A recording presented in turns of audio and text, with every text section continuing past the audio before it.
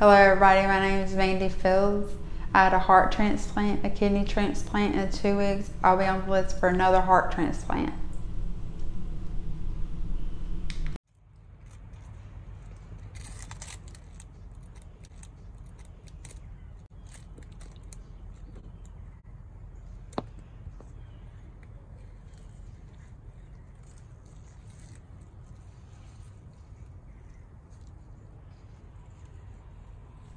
Hi, I'm Chuck, and for those of you that don't know me, I'm Mandy's dad.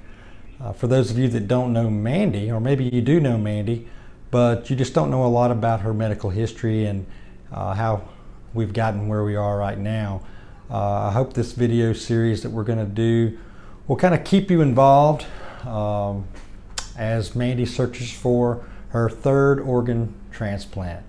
Mandy's journey actually began back in November of 1990. She was 3 years old. She was suffering from symptoms of chronic fatigue, flu-like symptoms, and was eventually diagnosed with something called idiopathic dilated cardiomyopathy.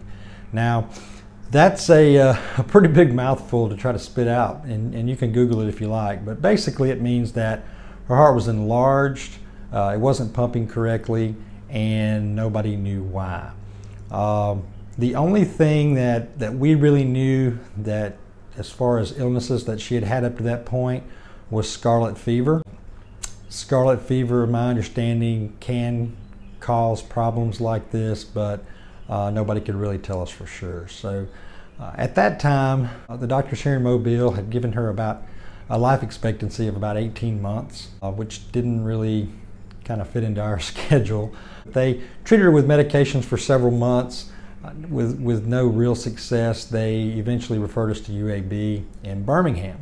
After testing in Birmingham, they put her on the regional list in March of 1991. I don't know if they still do it that way or not now, but back then they had a regional and a national list. So after she'd been on the list for several months, we went back to Birmingham for a routine checkup. During the heart cath that they were performing, her heart stopped, and at that point they realized that they kind of needed to shift gears for a second because she wasn't doing as well as they thought she was. So they put her on the national list that afternoon, and we actually had a heart the next day.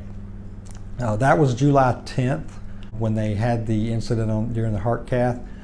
They found a heart in Kansas on July the 11th, and they flew a team of doctors to Kansas to retrieve the heart. They brought it back, and they started the surgery about 3 p.m. on that same day. The surgery was not completed until a little after midnight on the 12th. So that's the day that's our anniversary date of what we call it. Following the transplant, Mandy lived in Birmingham for at least 3 months. One of the things that we found out after the fact that no one told us, which I'm sure was intentional, was that Mandy had a rare tissue type. And in their words, it was a miracle that they were able to find a heart in such, well, I say such a short amount of time, but in reality, it's a miracle that we found one altogether. So over the next several years, everything went pretty well. I mean, you're going to have ups and downs with this type of surgery. She ended up going into rejection a few times. We'd have to go back to Birmingham periodically just for checkups, where they would take a biopsy and measure pressures and all those kind of things. Or if she just had a normal illness that any other child would have, because her immune system was compromised due to the rejection medication, we did have to go back up there several times over the next few years just to make sure that she didn't reject the heart or any other symptoms or illnesses developed. So after about 20 years, Mandy's kidneys started failing, and this was pretty much a direct result of the medication that she'd been taking for so long. Those medications keep her from rejecting the heart, but at the same time they can take their toll on other organs in her body. But in early 2016, she went into end-stage kidney failure. At that point, they started the process of getting her on the list to get a kidney, and then they began testing. So as of August, we didn't have a donor yet. and they were forced to put her on dialysis, and that lasted for about 7 months. Now, dialysis can put a strain on her heart, and ultimately they did have to install a pacemaker as well. Her heart rhythms were going in and out, and that was a direct result of her kidneys failing. So at this point, you know, we still didn't have a kidney. Going through the process of continuing dialysis, and another complication, you know, was the fact that we were not allowed to use a deceased donor. Because of her heart transplant, we had to have a living donor. So since she had already had a heart transplant, the doctors told us early on that we couldn't have a deceased donor. We had to have a living donor, and you know, that can complicate matters a little bit as far as the speed of finding an owner. In fact, hopefully I'm not misquoting, but there were somewhere between 2,000 and 6,000 people on the kidney list for UAB alone. So during this time, that, you know, they're continuing to test for potential donors.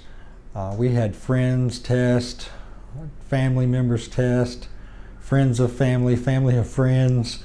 We had a huge outpouring of people willing to donate their kidney.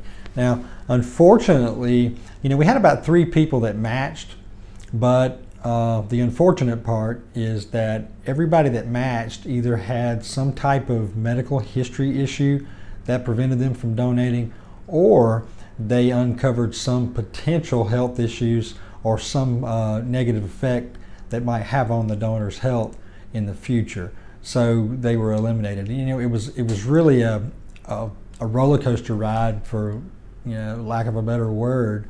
You know, we would get a call, hey, we've got a kidney, and then the next day, no, we don't. Hey, we've got a kidney. Next day, no, we don't. So it was very emotional, very frustrating, very stressful. But fortunately, they had this thing called a donor pool where, and I'll just kind of explain it the way it happened to us. It's the easiest way to explain it. But, you know, we had all these people that were willing to give a kidney, but they didn't match. Somewhere out there in the world is another person in the same situation. They have all these friends and family that want to give their kidney, but they don't match. So there's an organized effort where, if in our situation, the donor that was willing to donate for us, name was Lindsay Blevins, and she's like, hey, I'll give a kidney to what they call the kidney pool, and someone else out there that matches Mandy will give a kidney to the kidney pool, and we'll just have kind of a big organ swap. And that sounds funny, but that's really the way it worked. So Lindsay donated her kidney to the pool. There was a man at UAB that received that kidney, and as luck would have it, his wife was a match for Mandy. So it's kind of, I don't know what the word is, but I don't want to use the word coincidental, but it's just crazy how things work out sometimes. Some things are just meant to be. Now, once Mandy got her kidney, which happened in March of 2017, for the most part, everything went very, very well. Now, there was one minor complication. There's something called a BK virus. I don't know what the $12 word is that goes with that. I've only heard BK. But essentially, it is a virus that is very common among kidney transplant recipients. And unfortunately, it can cause you to lose the kidney if it goes unchecked. Now, originally, this virus was in her urine and in her bloodstream. Since then, they've eliminated it from her bloodstream, but it's still in her urine, so they've got to watch it very carefully. So just keep that BK virus in the back of your mind for a minute. We're going to kind of fast forward to March of 2018. Now, throughout Mandy's battle, she's had to have multiple stents. In fact, as of today, she has about 7 stents that they've installed or placed in her heart for blockage. In March of 2018, we went back in for a routine checkup, and during that checkup, they kind of said, hey, we're at the point where you know, there's an issue with her heart.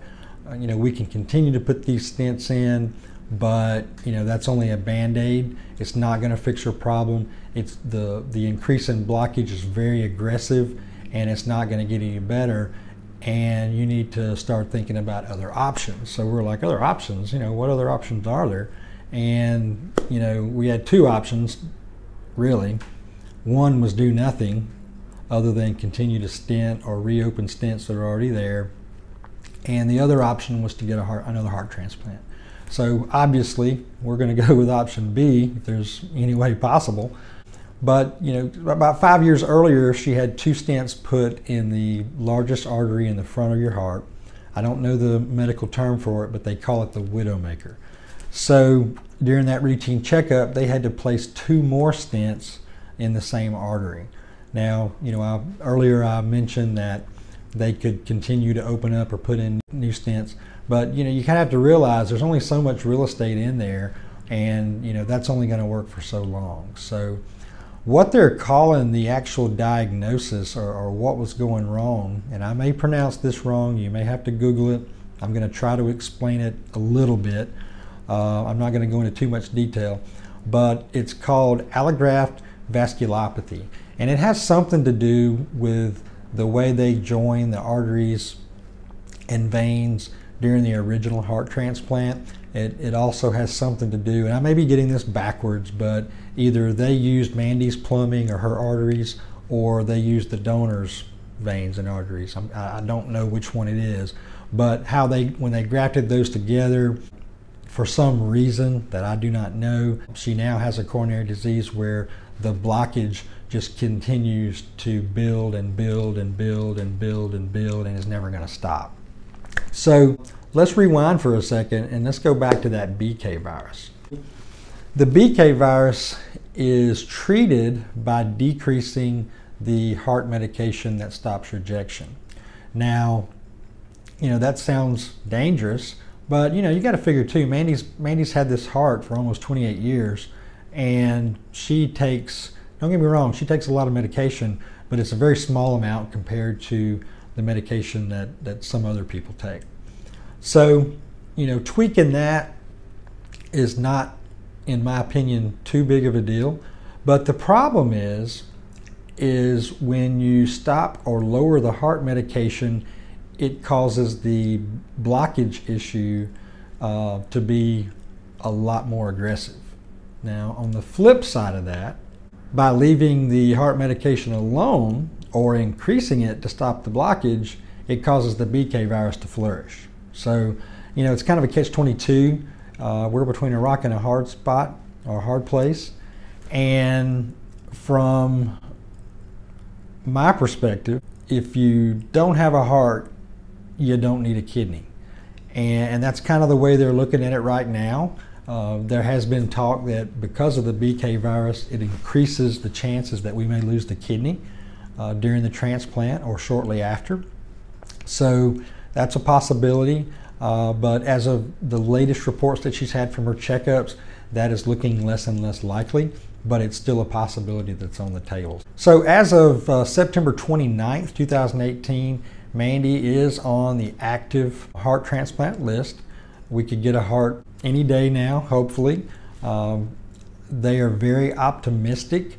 We were told by the actual surgeon that's going to perform the procedure that he's very optimistic, and that he says they turn away hearts of her type and gender on a fairly consistent basis. So I'm not going to hold my breath.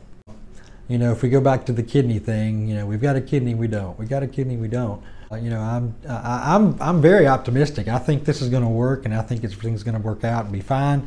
But I'm not going to hold my breath thinking that something may happen tomorrow. But again, I'm very confident that everything is going to work out just fine. So I really went through this kind of quickly. It doesn't seem like it. There's a lot of stuff that's happened in between all these little things. But I wanted to give you a pretty good high level of when this journey started, and kind of how we've gotten to this point. And I hope you've enjoyed it. If you have and you're interested in seeing additional videos, please, if you've got a YouTube channel, you can click the subscribe button. There's actually should be a link or a little icon in the bottom right hand corner of your screen. click that. And then when you get there, click the subscribe button as well as the little bell. If you click the little bell, every time we release another video, it's going to send you a notification, and you can come out there and watch it. So again, I appreciate you guys for viewing. I appreciate your patience. I know this video may be a little bit longer than what it should be in the future, but thank you. And if you have any comments, feel free to put those in the comment fields at the bottom of the YouTube channel. Thanks, guys.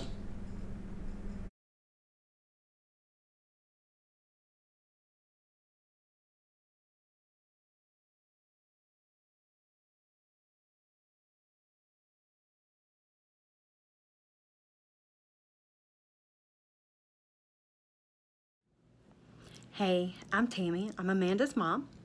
I'm going to tell you a little bit about Amanda. I know her dad has. I've already spoken on her past medical history, a little bit about her backstory. I'm going to tell you a little bit about Amanda herself. She is 100% die-hard Alabama fan. Oh, she eats, sleeps, and breathes it. She is determined. She's very dedicated to anybody to do anything they need them to do. She is the strongest person I know.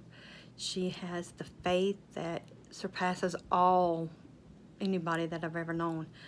She's loving sometimes, not all the time. She gets grouchy really easy. But she takes her situations and she just faces them head on.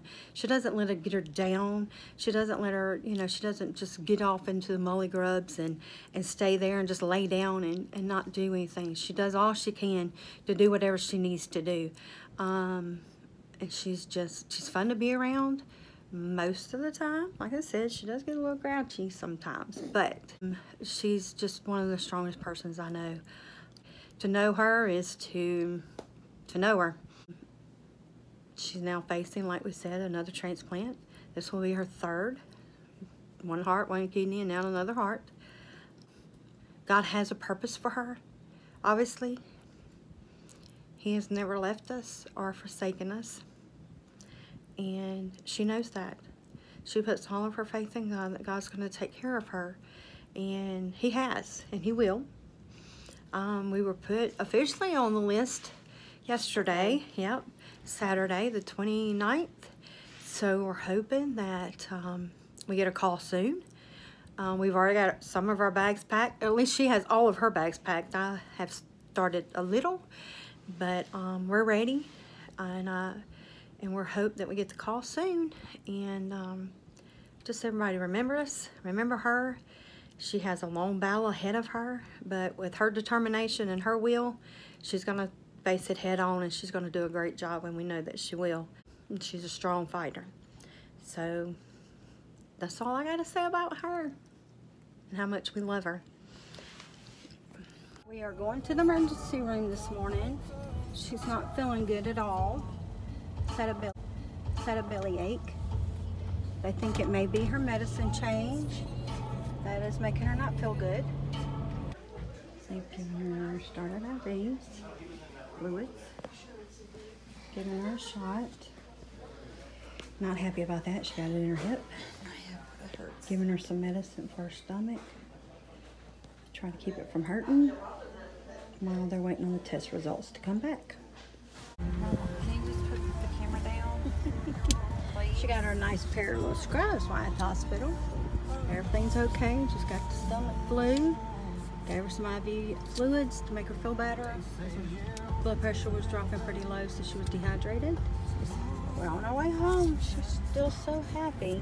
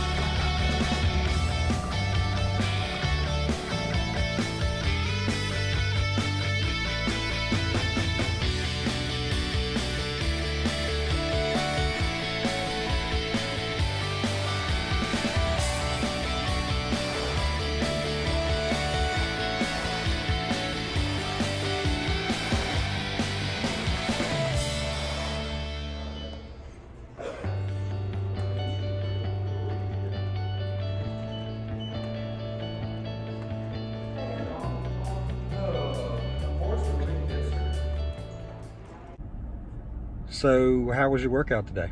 Good. What kind of exercises did you do? 10 minutes on the treadmill, 10 minutes on rowing, and 10 minutes on the bicycle. Okay, so that's 2 times in 1 week. You went yesterday. When do you go back again? Monday, if I didn't have a heart by that time. All right, well, we'll hope for that, and if not, we'll get you back in here where you can sweat some more pounds off. Yeah. Mandy, my mind goes back to 27 years ago when you were so little and you had your first transplant. That was a lifetime ago. And I think about all those nights me and your mom spent sleeping on the floor in the ICU waiting room. But it was worth it all, and we'll do it again if need be. But I love you. You are my heart, and love you forever.